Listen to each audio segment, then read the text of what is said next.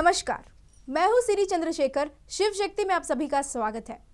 पहले मैं सोची ये बाइबल 3G सीरीज को 3 एपिसोड्स में खत्म कर लूं, पर एक तरफ हमारे हिंदू भाइयों का उत्साह और दूसरी तरफ ईसाइयों का प्यार देखकर इसको और आगे बढ़ाने का फैसला की।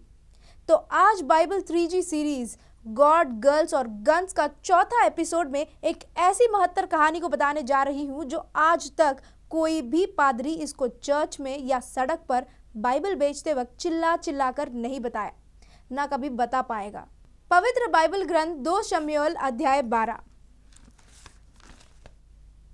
तो इस कहानी का नाम है व्यभिचार की सजा व्यभिचार। इसको हम बाइबल गॉड यहोवा का बेकार सा जजमेंटल स्किल्स पार्ट 2 भी कह सकते हैं।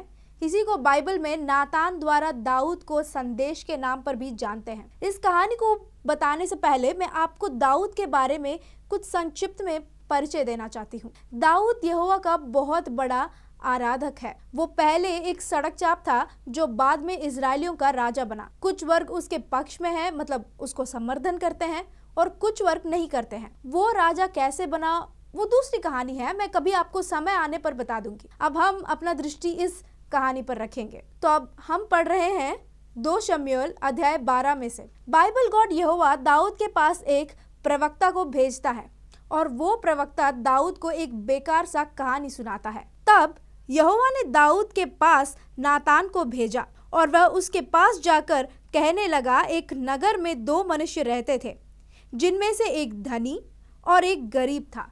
तो अब इस कहानी को मैं आपको संक्षिप्त में बता दूंगी। एक नगर में 2 इंसान रहते हैं। एक है बहुत अमीर, जिसके पास बहुत सारी भेड़, बकरियां, गाय, बैल सब थी, और दूसरा है गरीब, जिसके पास भेड़ की एक छोटी बच्ची के अलावा और कुछ नहीं था। तो क्या हुआ, ये अमीर व्यक्ति, उसके पास उतने सारे जानवर होने के बावजूद उस गरीब के पास जो छोटा सा भेड़ का बच्चा था उसको पकड़कर अपने मेहमानों को खिला देता है। ये कहानी सुनने के बाद दाऊद बहुत गुस्सा हो जाता है। फिर कहता है, कौन है वो दुष्ट आदमी? फिर वो प्रवक्ता कहता है, तू ही है वो दुष्ट। ये था वो इर्रेलेवेंट कहानी। अब आगे का मैं बाइबल में से पढ़ के सुना रही हूँ। तब नातान ने दाऊद से कहा, तू ही वह मनुष्य है।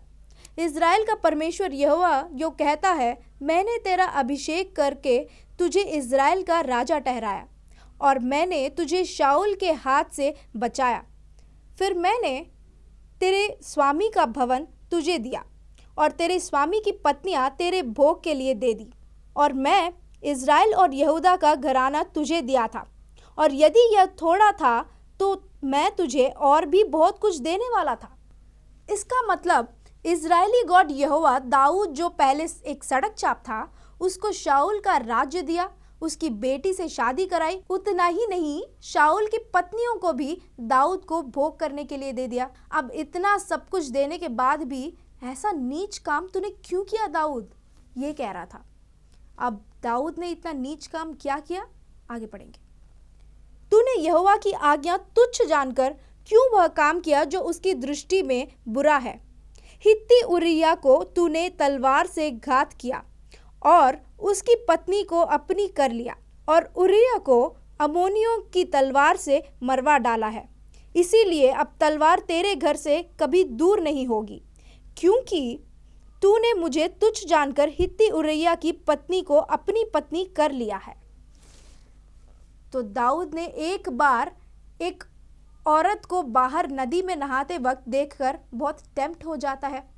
फिर उसको अपने पास लाकर उसके साथ रात बिताता है, और वो औरत दाऊद की एक सैनिक उरिय्याह की पत्नी निकली। उरिय्याह जो कि एक बहुत ही ईमानदार और भरोसेमंद सैनिक होने के नाते, जब दाऊद दूसरे राज्य के साथ युद्ध में था तब उरिय्याह को अपने घर जाकर सोने को कहा।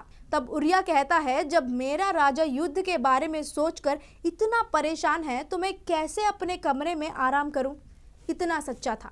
ऐसी उरिय्याह को दाऊद अगले दिन शत्रु राज्य के नजदीक भेजकर उसको उसने मरवाकर उसकी बीवी जिसे ये चाहता था उसे शादी करके उसके साथ एक बच्चा भी पैदा करता है। फिर आगे देखते हैं। यहोवा यो कहता है, सुन, मैं तेरे घर में से विपत्ति उठाकर तुझ पर डालूंगा और तेरी पत्नियों को तेरे सामने लेकर दूसरे को दूंगा और वह दिन दोपहरी में तेरी पत्नियों से कुकर्म करेगा। तूने तो वह काम छिपकर किया है, पर मैं यह काम सब इजरायलियों के सामने दिन दोपहर कराऊंगा। तब दाऊद ने नातान से कहा, मैंने यहोवा को विरुद्ध पाप किया है। नातान ने दाऊद से कहा, यहोवा ने तेरे पाप को दूर किया है, तू ना मरेगा। तो भी तूने जो इस काम के द्वारा यहोवा के शत्रुओं को तिरस्कार करने का बड़ा अवसर दिया है, इस कारण तेरा जो बेटा उत्पन्न हुआ है वह अवश्य ही मरेगा। तब नातान अपने घर चला गया। बाइबल गॉड हमें कभी भी निराश नहीं करेगा। कितना महत्तर सजा दिया है भाई दाऊद को, वाह गालियां। हम इसको बहुत स्पष्ट रूप से विश्लेषण करेंगे। अब व्यभिचार किसने किया? दाऊद ने। और सजा किसको मिलनी चाहिए? ऑब्वियसली दाऊद को। पर यहाँ बाइबल गॉड ने क्या किया? दाऊद की पत्नियों को उठा ले आकर किसी और को उनके साथ व्यभिचार करने को दे दिया। ऊपर से दाऊद ने व्यभिचार किसके साथ किया? उरिया की बीवी के साथ, जो कि अभी भी दाऊद की बीवी है। उसको छोड़कर दाऊद की बाकी बीवियां जिनको इस व्यभिचार से कोई लेना देना नहीं, उन्हें सजा क्यों दिया भाई? फिर दाऊद और उरिया की पत्नी का जो संतान है, उस शिशु को भी मार दिया था। बाइबल धर्मशास्त्र में यहोवा कहता है कि किसी और की पत्नी के साथ संभोग करने पर और हत्या करने पर तुझे मौत की सजा होगी।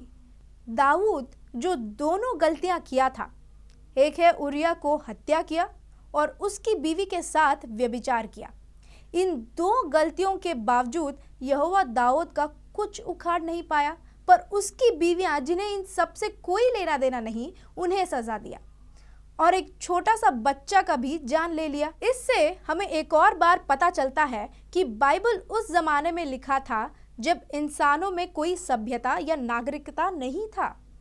ऐसे जमाने में ही वे यहोवा नामक एक काल्पनिक व्यक्ति को बनाए थे। इसीलिए यह पात्र हमें इतना अजीब दिखता है। अगर यहोवा सच है भी तो ये कौन सा जजमेंट है भाई?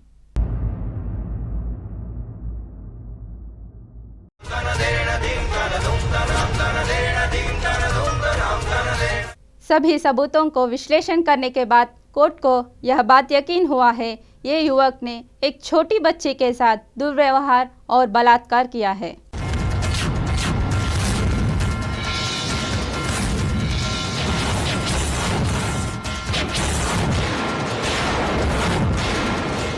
कोर्ट ने बीओटी धारा 1 के तहत इस बलात्कारी के पत्नी को किसी और लड़के के साथ बलात्कार करने की सजा देने का फैसला किया है।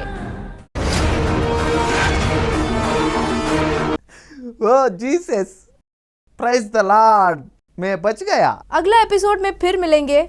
जय श्री राम।